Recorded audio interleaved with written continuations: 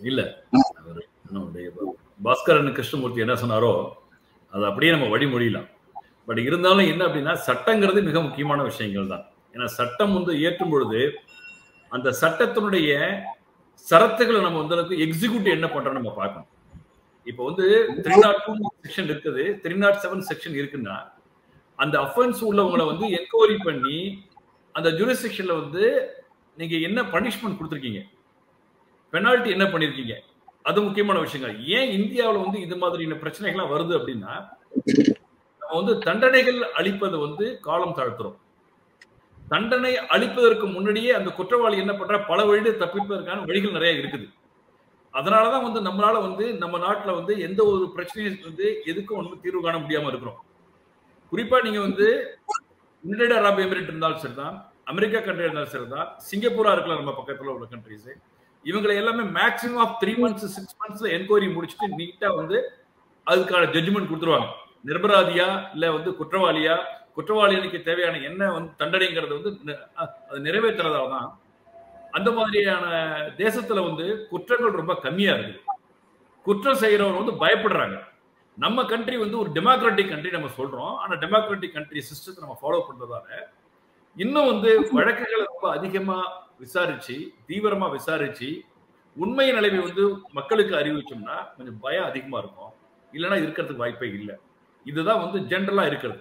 இப்ப நீங்க லா வந்து நீங்க வந்து ஒரு லா இன்னைக்கு வந்து ரெசல்யூஷன் பாஸ் பண்ணிருக்காங்க, போத் பார்லிமெண்ட்ல வந்து உங்களுக்கு வந்து லோக்சபா ராஜ்யசபாவில் பண்ணிருக்காங்கன்னாக்க உண்மையிலே இது வந்து ஏன்னா அரசுடைய இயந்திரம் வந்து அரசு செய்யக்கூடிய கடமைகளை அவர்கள் செய்திருக்கிறார்கள். நம்ம அவங்க வந்து தவறாவே சொல்ல முடியாது.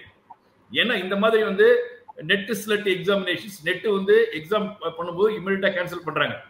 நீட் எக்ஸாமினேஷன்ஸ் பண்ணும்பொழுது இஷ்யூஸ் நிறைய இருந்துகிட்டே இருக்குது. இந்த மாதிரி ரயில்வே எக்ஸாமினேஷன் பண்ணும்போது ஒவ்வொரு முறை பிரச்சனைகள் வந்துகிட்டே இருக்குது.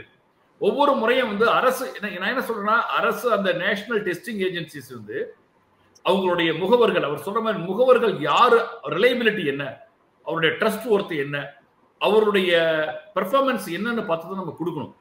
அப்படி கொடுக்கும் பொழுதே அந்த அது நேரா டெஸ்டிங் ஏஜென்சிஸ் இல்லாம இந்த முகவர்கள் வந்து அவங்க தான் வந்து அதுல வந்து அதிகமா ஈடுபடுறாங்க. அவர்களை வந்து இன்டியூஸ் பண்றது யாரு, இன்ஃபுளுயன்ஸ் பண்றது யாரு, பணம் தான் மிக முக்கியமான விஷயங்கள். அதற்கு மேல வந்து அரசியலா இருக்கலாம், இல்ல அப்பாற்பட்ட அட்மினிஸ்ட்ரேஷனா இருக்கலாம். இது எல்லாமே ஒவ்வொரு முறையும் நடந்துகிட்டு இருக்கும். ஆனா இதுவரை இன்னைக்கு வந்து நான் என்ன சொல்றேன்னாக்க இன்னைக்கு நீட் எக்ஸாம்ல பண்ணவங்கள அடுத்த ஒரு 3 மாசத்துல அவங்களுக்கு தேவையான தண்டனை, இந்த தண்டனை கூட என்ன சொன்னா 3 years to 5 years சொல்றாங்க. 3 years to 5 years அப்படிங்கிறாங்க. அதுக்கு மேல அட்மினிஸ்ட்ரேட்டிவ் சர்வீசஸ் பண்றவங்க வந்து 5 years to 10 years அப்படிங்கிறாங்க. மேக்ஸிமம் ஆஃப் 1 crore பெனால்ட்டிங்கிறாங்க. இந்த தண்டனை பத்தாவது தண்டனை நான் சொல்லுவேன். ஒரு ஆள் 2 ஆள் நீங்க வந்து வருஷத்துல ஒரு மாதிரி பண்ணும் பொழுது இதுவரை யாராவது தண்டிச்சிருக்காங்களா? எனக்கு தெரிஞ்சு இதுவரை யாராவது தண்டிச்சிருக்காங்க? தண்டிக்கவே இல்லை. இன்னும் கேஸ் ட்ரையல் போயிட்டு தான் இருக்கும்.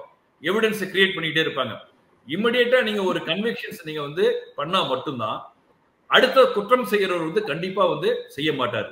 இல்லைன்னா இந்த குற்றவியல் நடந்துகிட்டே இருக்கும். நீங்க வந்து இன்னும் 1 year வரையும் நீங்க அவளை வந்து சார்ஜ் ஷீட் கொடுக்கவே இல்லை, கேஸ் ட்ரையல் பண்ணவே இல்லை, ஃபைனல் கொடுக்கவே இல்லை அப்படின்னாக்க அடுத்த வருஷம் என்ன பண்ணுவாருன்னா இதுதானே நான் பாத்துக்கிறேன், இதுல உள்ள இந்த சட்டத்தில் உள்ள ஓட்டைகள் என்ன இருக்குது நான் செஞ்சுக்கிறேன் அப்படிம்பாங்க. அப்ப லா வந்து இருக்கிறது கரெக்ட் தான்.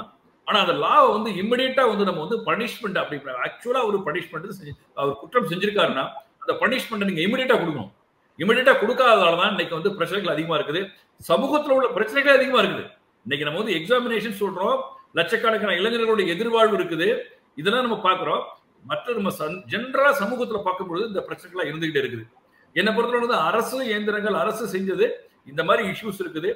மக்களுக்கு ஒரு நம்பிக்கையை கொடுக்கணும், மாணவர்களுக்கு நம்பிக்கையை கொடுக்கணும் அப்படிங்கிறது தான் இந்த லாவை வந்து அவங்க இன்னைக்கு என்ஃபோர்ஸ் பண்ணியிருக்காங்க.